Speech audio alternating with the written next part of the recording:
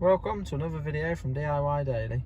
Today we're going to show you how to reset the TPMS light on this 2014 Audi A4.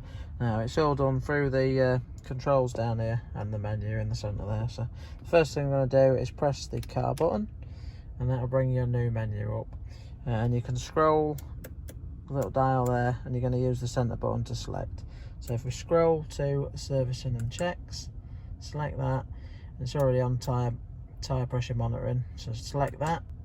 So it's saying that they're all correct at the minute, but all you'll need to do is it's already on store tyre pressures, just select that and then it'll ask you and you can store the tyre pressures that are in it now, and that'll reset your TPMS light. It might just take a few miles driving down the road as well just to settle it, but that's how you do it.